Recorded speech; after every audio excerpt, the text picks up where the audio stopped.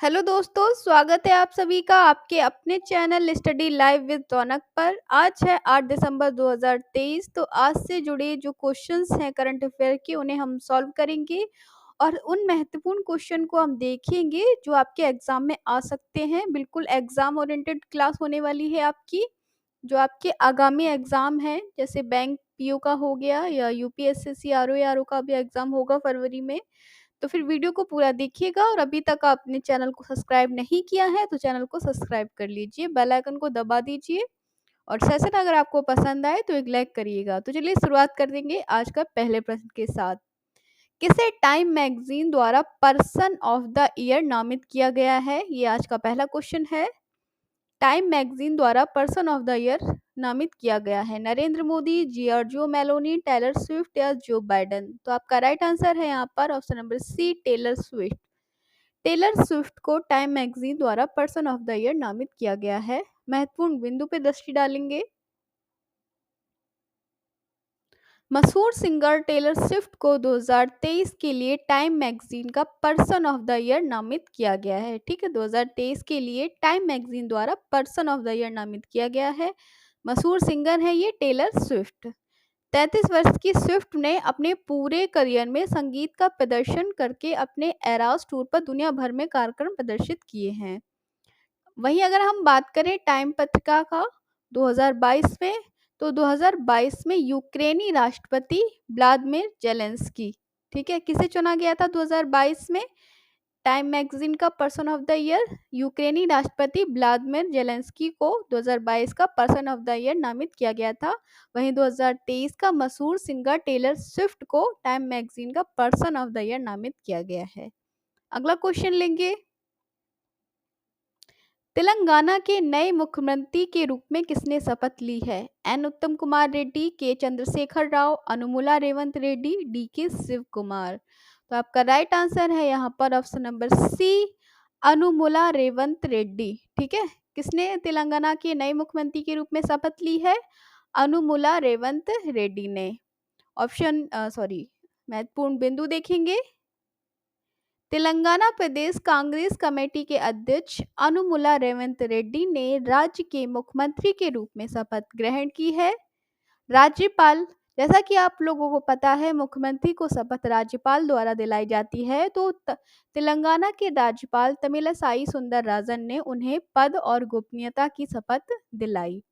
तेलंगाना राज्य के गठन के बाद अनुमुला रेवंत रेड्डी जो है वो दूसरे नंबर के राष्ट्रपति हैं। ठीक है, दूसरे नंबर के राष्ट्रपति हैं ये अनुमुला रेवंत रेड्डी, कांग्रेस के हैं। वहीं पहले की बात करें तो तेलंगाना राज्य के गठन के बाद जो पहले मुख्यमंत्री बने थे वे थे के चंद्रशेखर राव राज्य। ठीक है, यदि आपसे पूछा जाता है कि तेलंगाना राज्य के प्रथम मुख्यमंत्री कौन थे, तो वो थे के चंद्रशेखर राव राज्य के पहले मुख्यमंत्री थे। ठीक है, और दूसरे कौन से बने हैं अब? अनुमुला रेवंत रेड्डी। राज्यपाल कौन है तेलंगाना के? तमिलसाई सुंदरम राजन। अगला क्वेश्चन लेंगे। नासा के मार्स रोवर को ऑपरेट करने वाली पहली भारतीय कौन बनी है? प्रीति नारायण, सोनी सारंग, अक्षता कृष्णमूर्ति या सुरभि कुमारी। तो ये बनी है आपकी ऑप्शन नंबर सी, अक्षता कृष्णमूर्ति। ठीक है, नासा के मार्स रोवर को ऑपरेट करने वाली पहली भारतीय अक्षता कृष्णमूर्ति बनी है। अक्षता कृष्णमूर्ति संयुक्त राज्य अमेरिका यानी यूएसए में national aeronautics and space administration यानी नासा के साथ, क्या है नासा का फुल फॉर्म?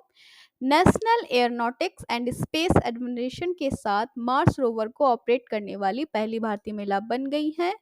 अक्षता ने एमआईटी यानी मैसाचुसेट्स इंस्टीट्यूट ऑफ टेक्नोलॉजी से पीएचडी की है। वो पीएचडी होल्डर है एमआईटी से, एवं पूर्णकालिक अवसर के लिए वह नासा में शामिल हुई हैं। कौन? अक्षता कृष्णमूर्ति, जो कि पहली भारतीय बन गई हैं मार्स रोवर को ऑपरेट करने वाली नासा में।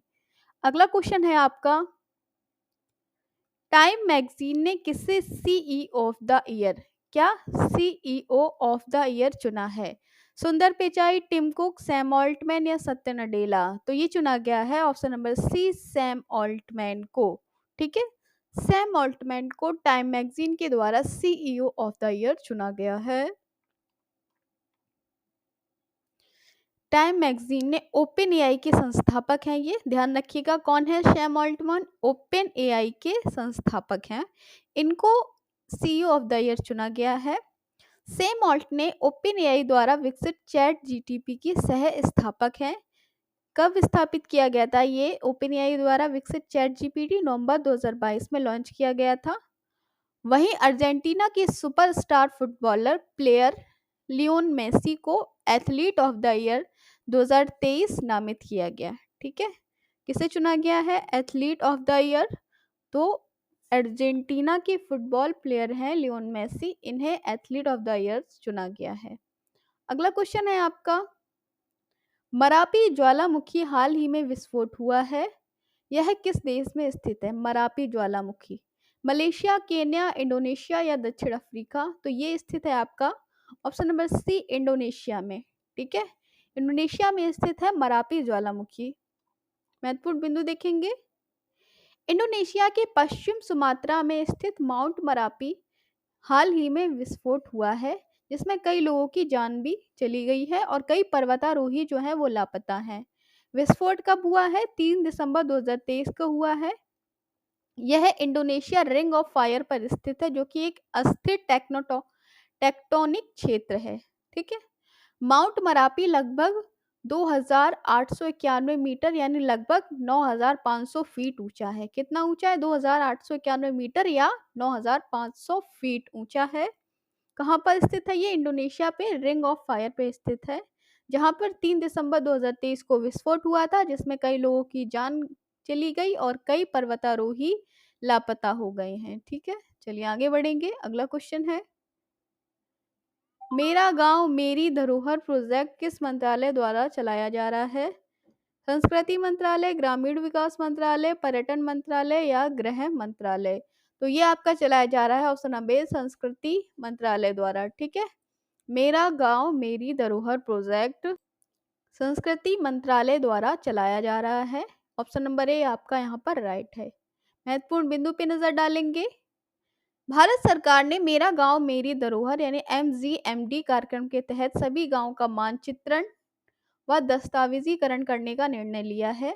यह राष्ट्रीय मिशन संस्कृति मंत्रालय के तहत इंदिरा गांधी राष्ट्रीय कला केंद्र यानी IGNCA की समन्वय से संचालित किया जा रहा है। ठीक है, किसके द्वारा? संस्कृति मंत्रालय के तहत इंदिरा गांधी राष्ट्रीय कला केंद्र के समन्वय से संचालित किया जा रहा है।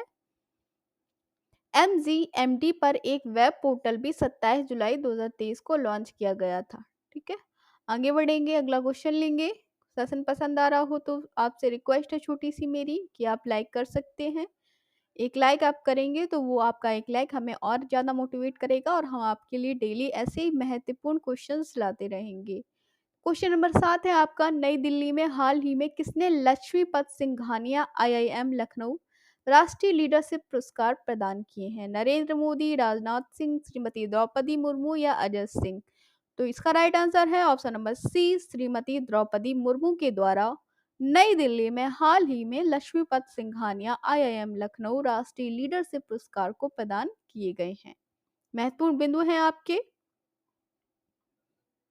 राष्ट्रपति द्रौपदी मुर्मू ने हाल ही में लक्ष्मीपत सिंघानिया IIM लखनऊ राष्ट्रीय लीडरशिप पुरस्कार प्रदान किए। कहाँ पर किए हैं? नई दिल्ली में किए हैं। इस अवसर पर उन्होंने कहा है कि उत्पादन और उत्पादकता को बढ़ाने की आपाधापी में मानवता को नुकसान पहुंचाया जा रहा है। जलवायु परिवर्तन और पर्यावरणीय गड़बड़ी जो है ये उसी का परिणाम है। ठीक है, जब हम प्रकृति के साथ खिलवाड़ करेंगे तो प्रकृति भी हमारे साथ खिलवाड़ करेगी। ठीक है, तभी ये जो आपदाएं आती हैं ये आती हैं, जलवायु में परिवर्तन होता है, बहुत सारी जैसे भूकंप, आपदा, बाढ़, ये सब जब प्रकृति असंतुलित होती है तभी तो आती है। ठीक है, आगे बढ़ेंगे, अगला क्वेश्चन लेंगे। क्वेश्चन नंबर 8 है, प्रधानमंत्री श्री नरेंद्र मोदी 8 दिसंबर 2023 को किस स्थान पर प्रथम भारतीय कला वास्तुकला डिजाइन BNL 2023 का उद्घाटन करेंगे? कुतुब मीनार, लाल किला, सूर्य स्तंभ या पुराना किला? तो ये है आपका ऑप्शन नंबर बी राइट है, लाल किले पर। ठीक है, 8 दिसंबर 2023 यानी आज के दिन प्रधानमंत्री श्री नरेंद्र मोदी लाल किले पर प्रथम भारतीय कला वास्तुकला 2023 का उद्घाटन करेंगे। प्रधानमंत्री श्री नरेंद्र मोदी 8 दिसंबर 2023 को लाल किले पर भारतीय कला वास्तुकला डिजाइन बीएनएल 2023 का उद्घाटन करेंगे। इस पर भारतीय कला वास्तुकला और डिजाइन 2023 का आयोजन देश में एक प्रमुख वैश्विक सांस्कृतिक पहल को विकसित करने और संस्थागत बनाने में प्रधानमंत्री के अनुरूप किया जा रहा है। ठीक है, किस लिए इसका आयोजन किया जा रहा है?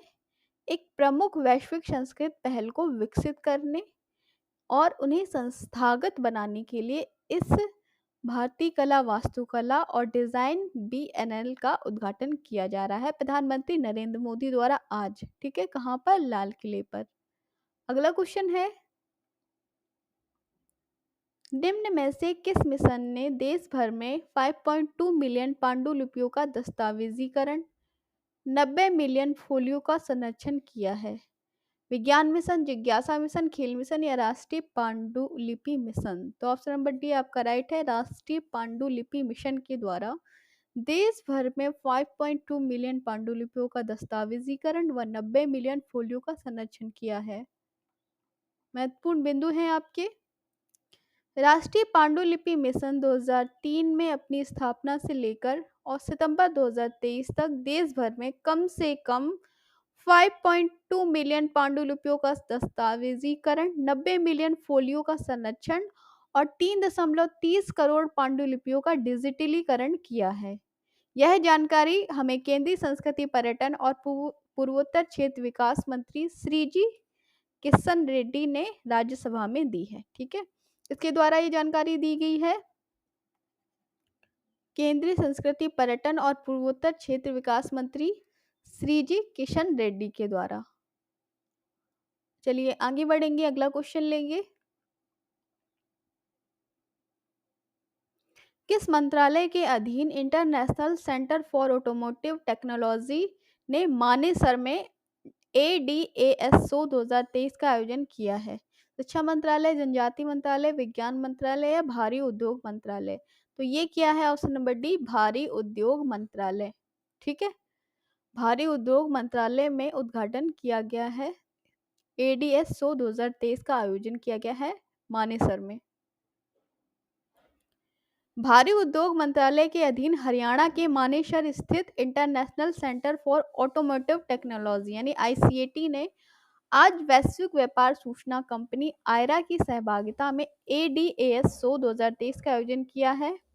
इस शो में 45 से अधिक अग्रणी OEM जैसे कि BMW, MG, होंडा, ऑटोटेक कंपनियां ने उन्नत चालक सहायता प्रणाली तकनीक का प्रदर्शन किया है। ठीक है, 45 से अधिक कंपनियां जैसे IOM, BMW, MG, Honda, Autotech कंपनियां ने उन्नत चालक सहायता प्रणाली तकनीक का प्रदर्शन किया है। ठीक है, कहाँ पर हो रहा है इस शो का आयोजन? ADASO यानी उन्नत चालक सहायता प्रणाली शो 2023 का आयोजन मानेसर हरियाणा। ठीक है, हरियाणा के मानेसर में भारी उद्योग मंत्रालय के अधीन इस शो का आयोजन किया जा रहा है। अब चलिए नजर डालेंगे हम महत्वपूर्ण दिवस के बारे में। ठीक है, 1 से 10 दिसंबर तक कौन कौन से दिवस मनाए जाएंगे ये हम देखते हैं। 1 दिसंबर को आपका विश्व एड्स दिवस, सीमा सुरक्षा बल स्थापना दिवस मनाया गया है। 2 दिसंबर को आपको अंतर्राष्ट्रीय गुलामी उन्मूलन दिवस, राष्ट्रीय प्रदूषण नियंत्रण दिवस और साथ ही साथ विश्व कंप्यूटर साक्षरता दिवस इंपॉर्टेंट है। विश्व कंप्यूटर साक्षरता दिवस भी आपका 2 दिसंबर को मनाया गया है। वहीं 3 दिसंबर को अंतर्राष्ट्रीय विश्व दिव्यांग दिवस यानी वर्ल्ड डे ऑफ हैंडीकैप्ड मनाया गया है। 4 दिसंबर को आपका भारतीय नौसेना दिवस इंपॉर्टेंट है, इंडियन नेवी डे। और कल यानी 7 दिसंबर को सशस्त्र सेना